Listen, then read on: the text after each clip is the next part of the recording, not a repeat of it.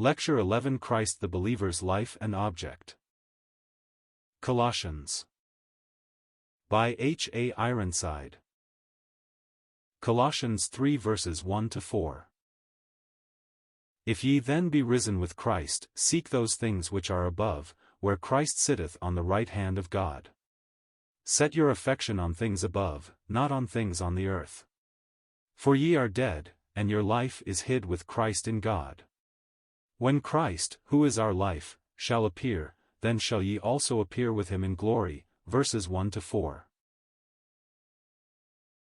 After the somewhat lengthy digression of verses 13-23 in the previous chapter, the apostle comes back to apply the truth taught in verse 12.1. Think we shall get the connection better if we read these two passages without anything intervening. Buried with him in baptism, wherein also ye are risen with him through the faith of the operation of God, who hath raised him from the dead. If ye then be risen with Christ, seek those things which are above, where Christ sitteth on the right hand of God. All that has come in between these two verses was in the nature of warning against false systems that would have robbed the believer of this great truth of unity with Christ in death and resurrection. It is of all importance that we realize that we do not stand before God on the ground of responsibility. The responsible man failed utterly to keep his obligations. There was nothing for him, therefore, but condemnation, but our Lord Jesus Christ has borne that condemnation. He voluntarily, in infinite grace, took the place of the sinner and bore his judgment upon the cross. Now in resurrection, as we have seen, all who believe are not only given a perfect representation by him before the throne of God, but we are in him in virtue of being partakers of his life. In Adam meant that we were born of his race. In Christ, in contrast, clearly indicates that we have received a new life from him and, therefore, we are not to think of ourselves as in any sense on probation. All that was ended on the cross of Christ. Jesus died and we died with him, buried in his grave we lay, one in him in resurrection, soon with him in heaven's bright day. Death and judgment are behind us, grace and glory are before, all the billows rolled o'er Jesus, there exhausted all their power. It is when the soul enters into this experimentally, realizing that the death of Christ, in which faith has given him part, has severed the link that bound him to the world and all its purposes and has freed him from all necessity to be subject to sin in the flesh, that he will be free to glorify God as he walks in newness of life. Most theological systems fail to apprehend this great truth of the new man in Christ, hence so few believers have settled peace and realized their union with him who sits at God's right hand, not only as the head of the church, but as the head of every person who has found life through him. Occupation, then, with Christ risen in the energy of the Holy Spirit, is the power for holiness.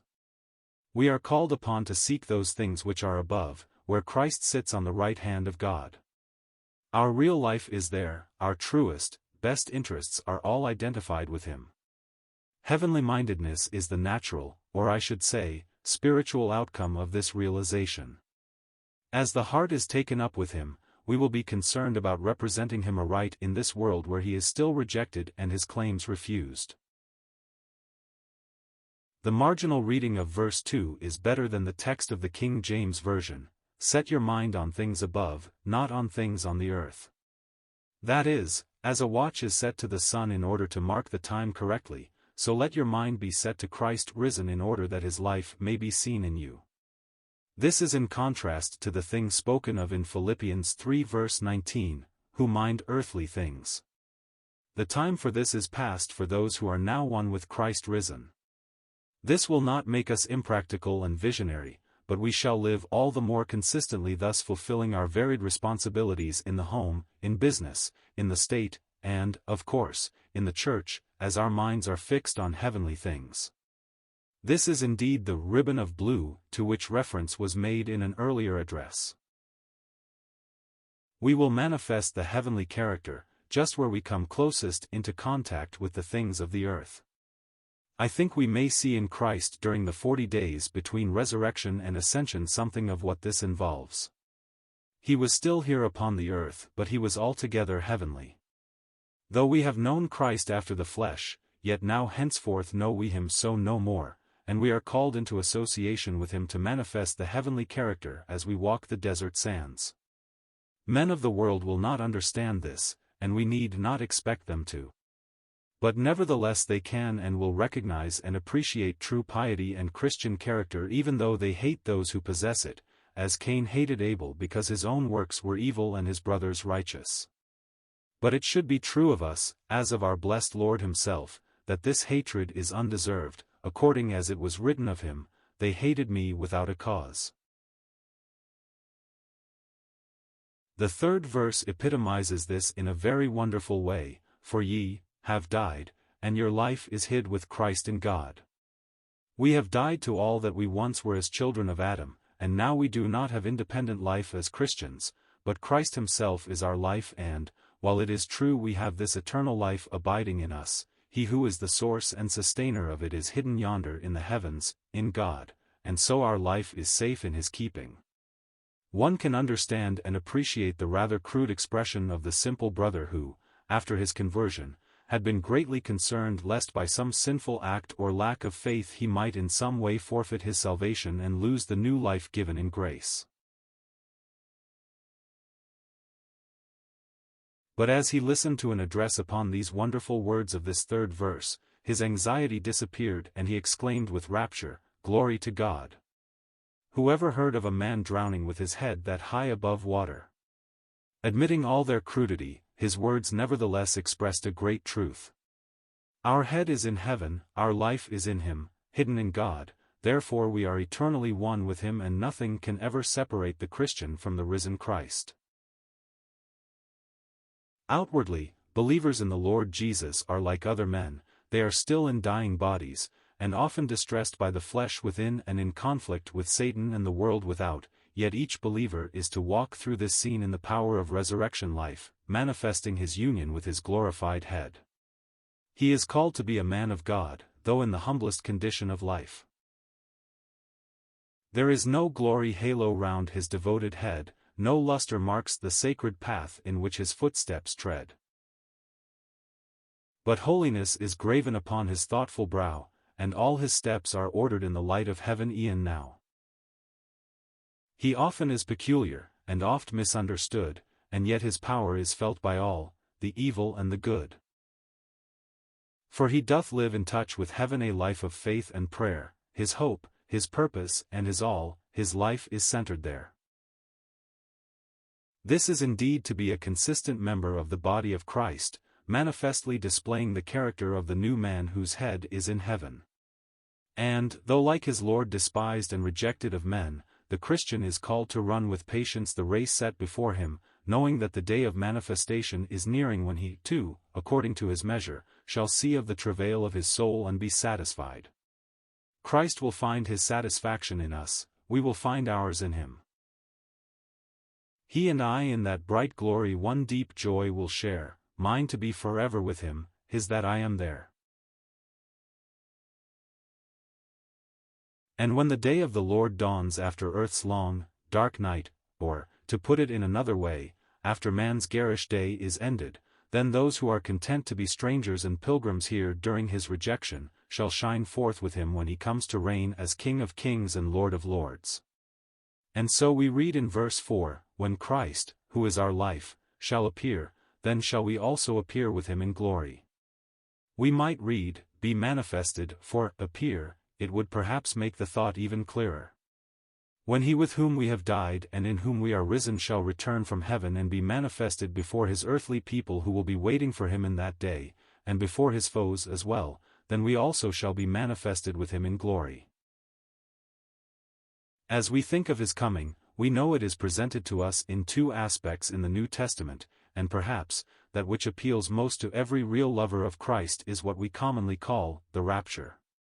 Our hearts long for the hour when the Lord himself shall descend from heaven with a shout, with the voice of the archangel, and with the trump of God, and the dead in Christ shall rise first, and we which are alive and remain shall be caught up together with them in the clouds, to meet the Lord in the air.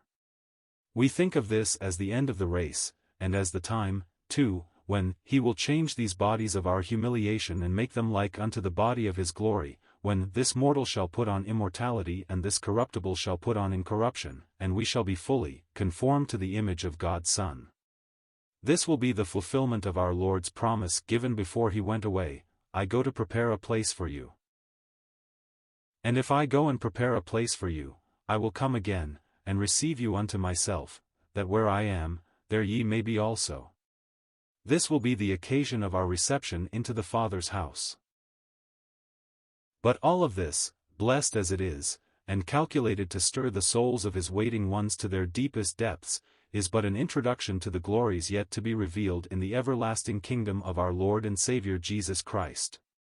He is coming back to the earth that rejected him, and all his saints are coming with him, not, of course, to take up human conditions here in the world again, but in resurrection bodies to appear with him before the astonished eyes of those who still reject him, and to the delight of those who will be waiting for him as the delivering King in that day when the word will be fulfilled, "Behold, he cometh with clouds, and every eye shall see him, and they also which pierced him, and all the tribes of the land shall wail because of him."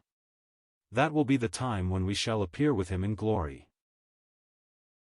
To this the Apostle refers again in 2 Thessalonians 1 verses 5-11, where he comforts the suffering saints with the assurance that tribulation will be recompensed to those that trouble them, and rest will be the portion of the redeemed.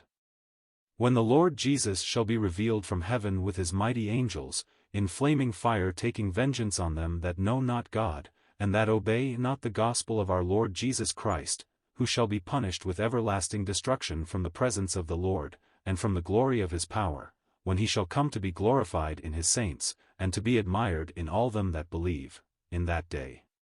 I have purposely omitted the parenthetical words, because our testimony among you was believed. They explain why any from among earth's inhabitants will be associated with Christ in the glory of that revelation. Lamb of God, thou soon in glory wilt to this sad earth return, all thy foes shall quake before thee, all that now despise thee, mourn. Then shall we, at thine appearing, with thee in thy kingdom reign, thine the praise and thine the glory, Lamb of God for sinners slain. This is the consummation to which the Christian dispensation is tending, when the kingdoms of this world shall become the kingdoms of our God and of his Christ, and his one-time pilgrim people shall reign with him in righteousness throughout Messiah's glorious years. And with this the Apostle completes the doctrinal teaching of the epistle to the Colossians. In these first two chapters, with which the 4 opening verses of chapter 3 are linked, he has unfolded in a marvelous way the truth of the new creation and our link with the risen man, God's firstborn Son, the heir of all things. We have seen that in him we have deliverance from the power of darkness, and we are even now translated into his spiritual kingdom. In him we have redemption, the forgiveness of sins, and have been made meet to be partakers of the inheritance of the saints in light. He has made peace by the blood of his cross, and we have been reconciled to God through his death. We are now members of his mystical body and thus members one of another, called upon to hold the head and in all things to be subject to him as we pursue our way in faith through the wilderness of this world. Christ himself is to be our heart's blessed object. He is the antidote for every form of error, for in him all the fullness of the Godhead dwells, and our fullness is found alone in him.